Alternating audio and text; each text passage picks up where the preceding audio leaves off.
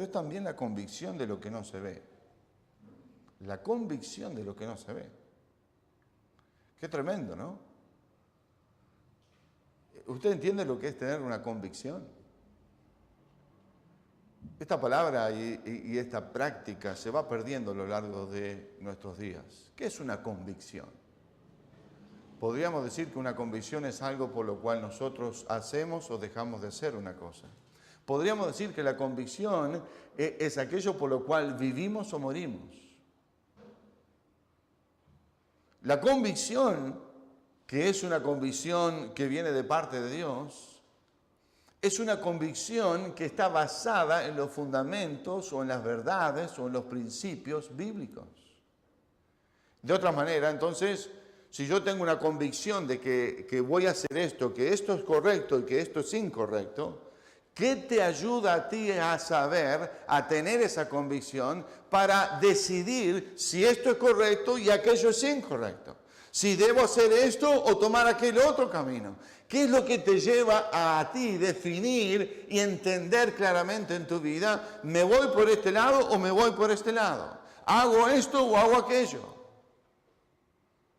La respuesta de eso debe ser la palabra de Dios, las Escrituras. Y esa es la convicción que debemos de tener. La convicción dice de lo que no se ve, que Dios va a ser fiel a su palabra, que lo que Él dijo que va a hacer, eso va a hacer. Porque Él lo dijo, porque Él es Dios, porque Él es santo, y en Él no hay variación ni sombra de variación. Él es el mismo ayer, hoy y para siempre. Es el Dios creador, es el Dios de este universo, y ya lo vamos a ver en un momento más. Es el Dios supremo, único y soberano. ¿En quién estás poniendo tú tu fe y tu esperanza? ¿En quién tienes tú la convicción de tu vida? Son palabras y preguntas muy delatadoras, diría yo. Y ninguno de nosotros es juez sobre el otro, simplemente que tú tienes que examinar tu vida y hacerte estas preguntas y honestamente responderlas. ¿En quién estoy yo poniendo mi esperanza? ¿Cómo es mi fe? ¿Cómo es mi convicción? ¿En qué está basada mi vida personal? Eso es lo que dice Dios aquí en su palabra. Entonces, si nosotros entendemos esta definición de fe, si entendemos que las Escrituras en general hablan de estos tres tipos de fe, entonces cuando alguien me pare en la calle, entonces cuando yo hable de Cristo, cuando le dé el testimonio y testifique a alguien que no conoce al Señor, voy a poder hablarle con propiedad, voy a poder poner mis pies sobre la palabra de Dios y decir con propiedad, esto es la fe. Porque lamentablemente en este mundo en que vivimos hay muchos que depositan la fe en vanas religiones, en cosas vacías. La gente deposita la fe en un número que juega a la quiniela o a la tómbola, o ya perdí la cuenta de todas las cosas que hoy se apuestan. La gente, hoy hablamos en nuestra escuela dominical, la gente pone la esperanza en los políticos y la política y en los cambios que ellos van a hacer. La gente pone la esperanza en un número de teléfono, en un 0800 o en alguien a quien llaman y les va a supuestamente decir acerca de su futuro, de su vida y de lo que está sucediendo.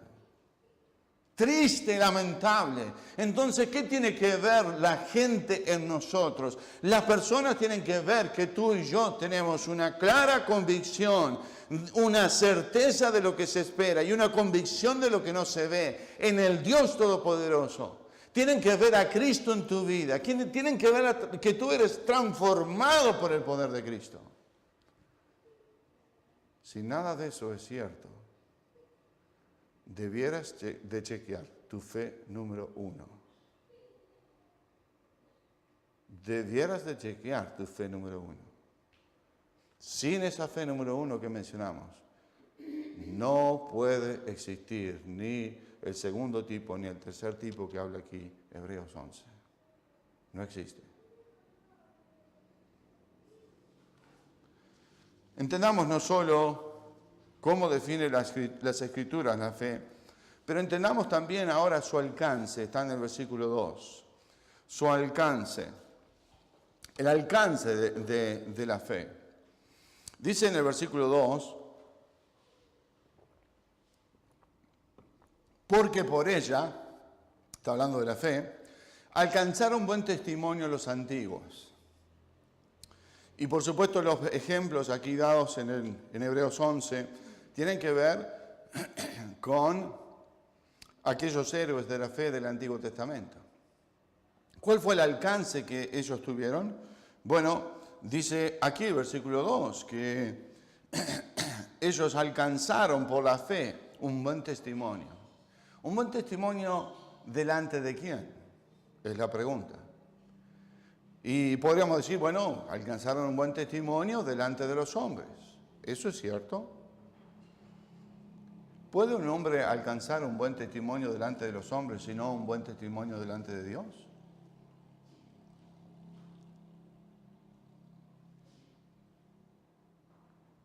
¿Pensaste en lo que digo?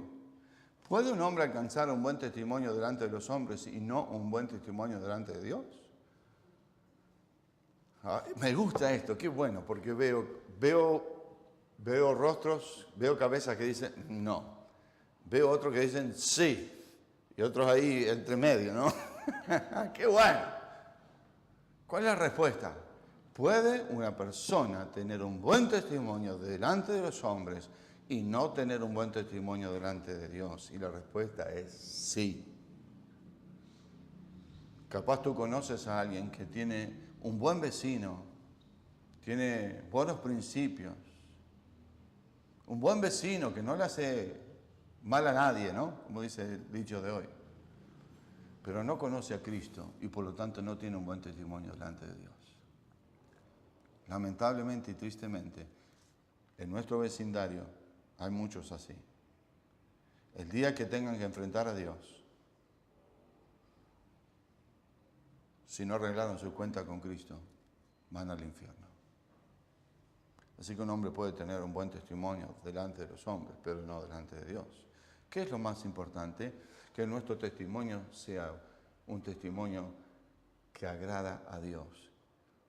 Lo contrario a lo que dije, sí, también es cierto.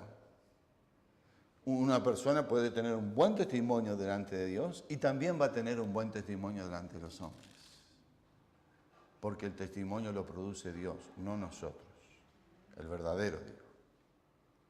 ¿Entiendes lo que digo?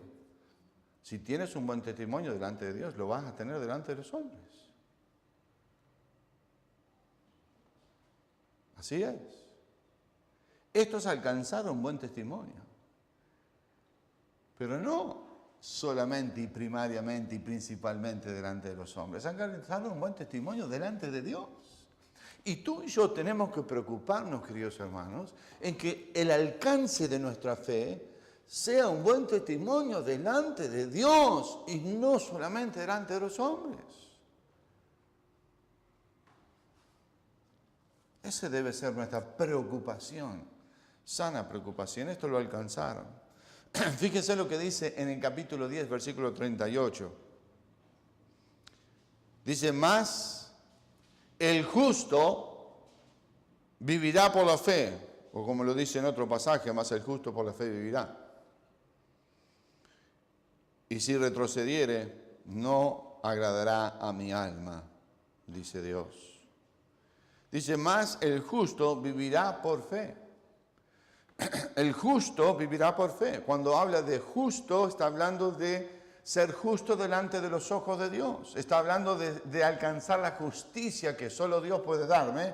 Y esa justicia delante de Dios, o sea que yo sea una persona, un hijo de Dios, y que a los ojos de Dios, Dios pueda hallar en mí justicia, rectitud. ¿Y cuántos de nosotros dirían? Imposible. ¿Cómo Dios puede ver rectitud en mí? Y eso es cierto, es imposible. La única manera posible es cuando Dios ve a su Hijo en mi vida. Su Hijo Cristo me da justicia y rectitud. Por eso dice, más el justo vivirá por fe. por la fe en Cristo, por la fe en las Escrituras, por la fe en Dios y en agradar a Dios, como hemos hablado. El justo vivirá por la fe, por la certeza de lo que espera y por la convicción de lo que no se ve.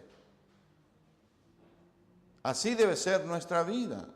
Y ese es el alcance de que habla aquí Hebreos 11:2. También habla no solo de una definición bíblica de un alcance, sino también de que debemos de comprender su origen. Comprender su origen. ¿Cuál es el origen de todas las cosas? ¿Cuál es el origen de la fe? Bueno, miren lo que dice versículo 3. Mírenlo conmigo, por favor. Dice, por la fe entendemos haber sido constituido el universo por la palabra de Dios, de modo que lo que se ve, ¿qué es lo que se ve?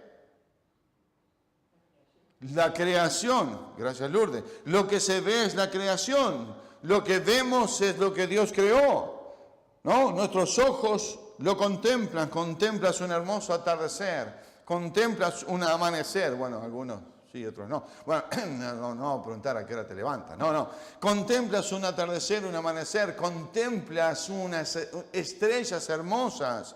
Contemplas la maravilla de la creación. Pero eso es lo que ven nuestros ojos. El universo fue creado, ha sido constituido el universo por la palabra de Dios, de modo que lo que se ve, la creación, fue hecho de lo que no se veía. ¿Cuántos de ustedes fueron testigos oculares de la creación de Dios? Levanten la mano. Ninguno de nosotros. ¿Cuántos hombres fueron testigos oculares de la creación de Dios? Ninguno. Ninguno. Solo es Dios en su Trinidad, en su triunidad. Dios en la Trinidad, Padre, Hijo y Espíritu Santo, fueron los creadores, el Creador, el Dios Todopoderoso. Entonces es necesario que nosotros comprendamos el origen de todas las cosas. Y ustedes dicen, ¿qué tiene que ver? ¿Por qué Hebreos aquí, en su versículo 3, cuando habla y nos está dando la introducción de los héroes de la fe, del salón de la fe, nos está dando la introducción de cómo debemos de vivir por fe, nos está tratando de definir la fe? ¿Qué tiene que ver con la creación? ¿Qué tiene que ver la fe con la creación? ¿Qué tal si yo te dijera que si tú crees que... O déjame preguntártelo de esta manera.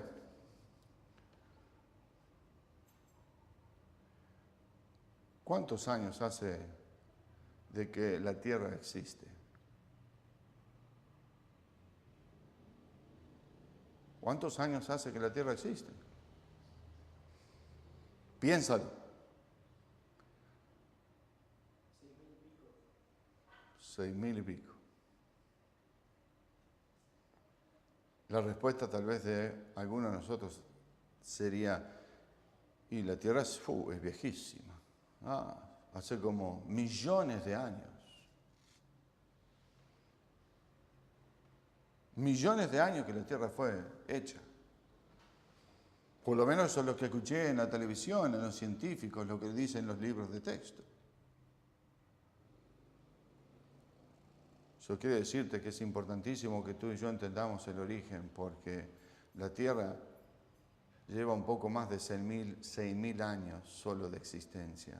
Vivimos tú y yo, comparado a lo que dicen los científicos, vivimos tú y yo, la realidad, la verdad es que tú y yo vivimos en una tierra joven, no en una tierra antigua.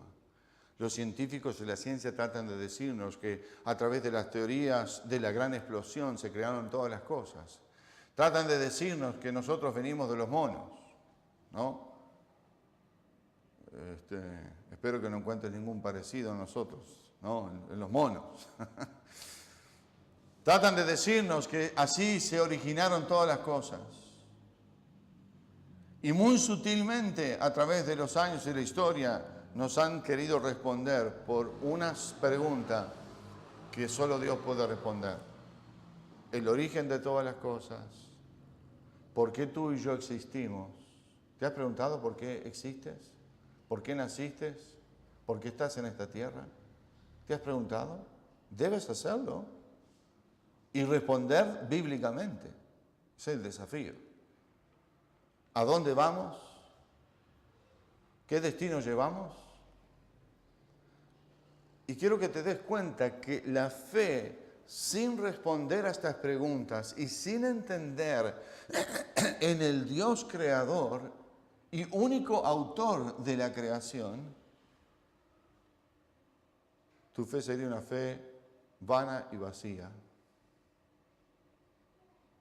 Todo comenzó, todo se originó en Dios como creador, absoluto, creador absoluto de todas las cosas.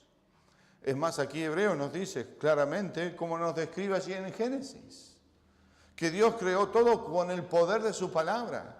Él dijo, hágase la luz, y fue la luz.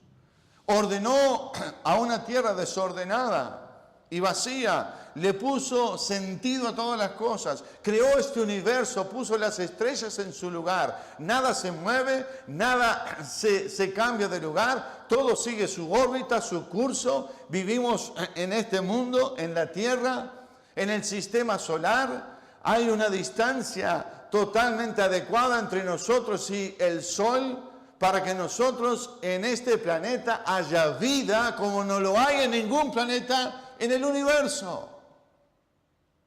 ¿Por qué? Por la mano creadora de Dios y el plan divino de quién es Él, y con el poder de su palabra fueron creadas todas las cosas. Y si tú dices creer en Cristo, pero no crees en la creación de Dios, si tú te has creído en los millones de años en lo que dicen los científicos, dudo, y perdóname, pero dudo de tu genuina fe en Cristo. Todo comenzó allí, en el comienzo de Dios como creador. Tu fe no es verdadera si dices creer en Cristo, pero no reconoces y entiendes que Jehová Dios es el origen de todas las cosas. Génesis, no vamos a ir esta noche, pero he comenzado, por la gracia de Dios, a enseñar nuevamente este año en FEU. Y estoy enseñando fundamentos bíblicos, Génesis del 1 al 11. Y disfruto de la clase. Todos los martes, si pueden recordar en oración, por favor, todos los martes estoy viajando a Montevideo para enseñar. Oren por FEBU, oren por los alumnos, oren por no solo mi materia, pero otros profesores, otros pastores que están enseñando. Pero este martes pasado hablábamos del Dios creador y de que con el poder de su palabra creó todas las cosas. Y en el original, en el hebreo, que fue escrito en el Antiguo Testamento, en el hebreo, Dios eligió una palabra para describir la creación, o para la palabra que quiere decir crear, es la palabra bara o bará en el hebreo. No es usada en ningún otro lado en la palabra de Dios, solamente cuando habla acerca de la creación, acerca de crear. Entonces, la palabra crear en el original es la palabra bara o bará. ¿Y por qué? Porque esta es la única palabra en el hebreo, o una palabra que fue elegida por Dios, porque esta palabra tiene una connotación muy especial. La palabra bará o bara, crear, traducida en el español, es la palabra crear justamente, pero es la palabra usada para crear de la nada. De la nada. Porque eso fue lo que sucedió. Las cosas no fueron formadas hace millones de años. Dios las formó, las creó con el poder de su palabra. Y bara significa crear. El hombre crea cosas, ¿no? Tenés ahí en tu bolsillo tal vez algo que el hombre creó. Uno de estos aparatos electrónicos, ¿no es cierto? Y podemos hablar de miles de ejemplos de lo que el hombre ha creado. Comenzó con algo y sacó esto. la diferencia de lo que el hombre puede hacer creando cosas y cómo creó Dios es que el hombre tuvo que empezar desde algo. La diferencia de vara es que Dios creó de la nada. Simplemente abrió su boca y dijo que fueran hechas las cosas. Y en los 6 días de la creación, Dios crea todas las cosas. Solamente con el poder de su palabra. Qué vergüenza para tu vida y para la mía. Qué vergüenza cuando nosotros dudamos del poder de Dios.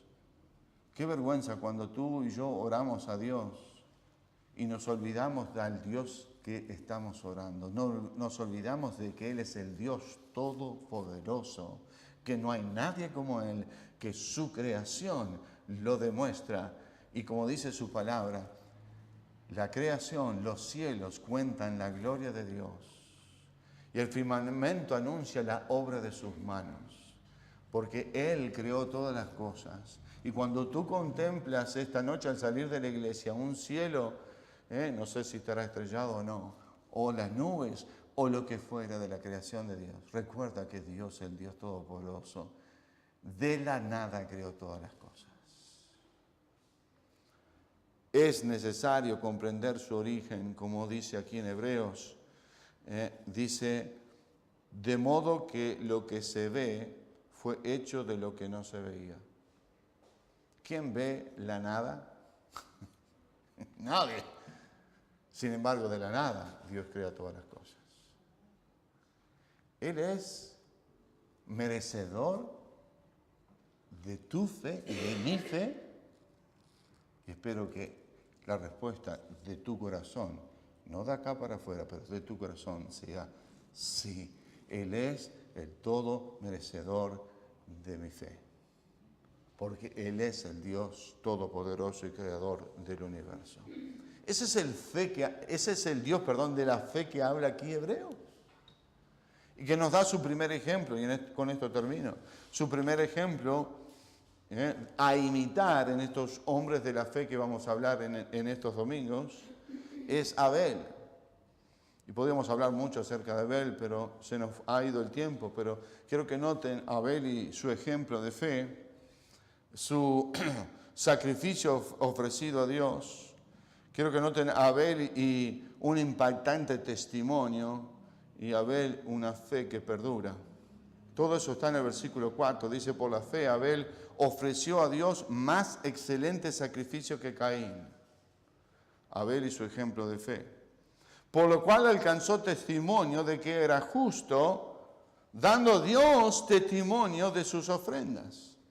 El impacto de su testimonio de la fe de Abel. Y en tercer lugar dice, y muerto aún habla por ella. Y no está hablando de la sangre que fue derramada por Caín cuando mató a su hermano Abel, sino que habla de la fe de Abel, que continúa hablando. Noten allí que la conjugación del verbo hablar, ¿en qué está conjugado? ¿En pasado, en presente o en futuro? ¿Se fijaron? Y muerto aún habla. Está hablando del presente. Muerto aún habla. Abel habla de su fe hoy en día. Cuando leemos las Escrituras y comprendemos lo que Él hizo, Dios lo coloca en este salón de la fe, dentro de los héroes de la fe, porque su fe todavía habla y te habla a ti, me habla a mí. Es un ejemplo de uno de los primeros hombres. Abel fue el hijo allí de Adán y Eva. Y Caín, como sabemos la historia, no nos da el tiempo de ir esta noche, se levantó contra su hermano. Porque Dios vio con agrado el sacrificio. ¿Se acuerdan de Abel y Caín? Abel, ¿qué profesión tenía? ¿Se acuerdan? ¿Cuál era la profesión de Abel?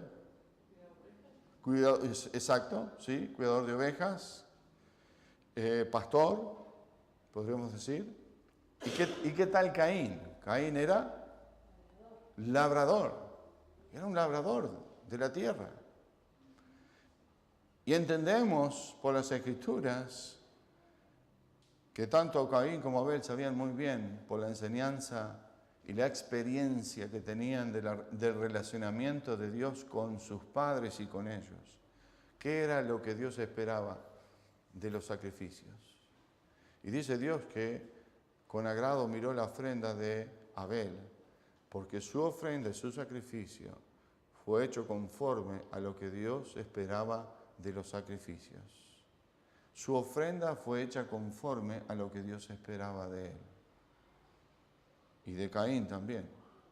Sin embargo, Caín fue totalmente lo opuesto. Y Dios no miró con agrado. Es más, si fuéramos allí a Génesis capítulo 4 y contempláramos, se lo dejo para como tarea en casa, lean Génesis 4 y van a ver cómo Caín no hace lo recto delante de los ojos de Dios. Se llena de envidia, se llena de ira en contra de su hermano. ¿Y por qué Dios había mirado mejor al sacrificio de su hermano y no a su ofrenda? Al punto de que aún a pesar de que Dios trató, léanlo, está muy interesante, a pesar de que Dios en su paciencia y en su bondad y misericordia trató de que Caín reflexionara en su vida y no cometiera lo que cometió, Dios le desafió a no hacerlo y Caín le importó absolutamente nada lo que Dios dijo. Se levantó contra su hermano, lo sacó fuera al campo y allí lo mató. Y Dios tiene un encuentro con Caín. Y las respuestas de Caín son totalmente y absolutamente egoístas, egocéntricas, pecaminosas. No quiere escuchar nada, en rebeldía en contra de su hermano, pero principalmente en contra de Dios. Podemos decir que Abel vivió muy poco. Sin embargo, su fe, su ejemplo de fe, su sacrificio, su ofrenda, fue la que Dios buscaba. Y queridos hermanos, Dios no quiere menos que la excelencia de tu vida y de la mía. Dios no está conforme. Dios no está conforme con las medias. Dios no está conforme con las obras. Le doy lo que me sobre, le doy lo que me sobre de mi tiempo, le doy lo que me sobre de mi vida, le doy lo que me sobre de mis ofrendas. Dios nunca se va a agradar de nuestras ofrendas si no son hechas con excelencia. Y no estoy hablando de montos, de dinero, no estoy hablando de montos de tiempo necesariamente. Estoy hablando de que la ofrenda nuestra a Dios en tiempo, en dedicación, en conocimiento de su palabra, en venir a la casa de Dios, tiene que ser conforme a lo que Dios ofrece a nuestra vida. Dios no te da a ti menos de que la excelencia, y eso está comprobado en su Hijo que murió por nosotros. Entonces, ¿tú quieres conformar a Dios a medias? ¿No ocupas tiempo en leer las Escrituras y en ponerlas por práctica y crees que de alguna manera vas a agradar a Dios? ¿Crees de que de alguna manera puedo yo agradar a Dios cuando no obedezco su palabra? ¿Crees que de alguna manera voy a agradar a Dios cuando no vengo a su casa a congregarme porque es mandato de Dios y porque Él espera que sus hijos vengan a su casa a adorarle? Dios no está conforme con nuestras obras, ni nada que hacemos a medias. Dios que dio de todo y Dios que dio de lo mejor a su unigénito, a su Hijo, espera de nosotros que así le respondamos de la misma manera. Y la ofrenda de Abel fue una ofrenda de excelencia, dio lo mejor. lo mejor de su ganado, lo más gordo, lo que Dios esperaba de él, allí ofreció al Señor. Y nosotros somos mezquinos con Dios. Y luchamos en nuestra vida con mezquindad. Y vuelvo a reiterarlo, no estoy hablando solamente y únicamente de dinero, sino estoy hablando de tu tiempo, de tu dedicación, de tu servicio, de tu consagración. Luego sí rogamos a Dios, que Dios interviene, estamos en problemas, en dificultades, nos volvemos los más grandes creyentes y rogamos y oramos a Dios. ¿Y tú esperas que Dios obre? El ejemplo de Abel es un ejemplo precioso a seguir. Pero es un ejemplo que nos revela el corazón de dos hermanos, Caín y Abel. Dos polos opuestos.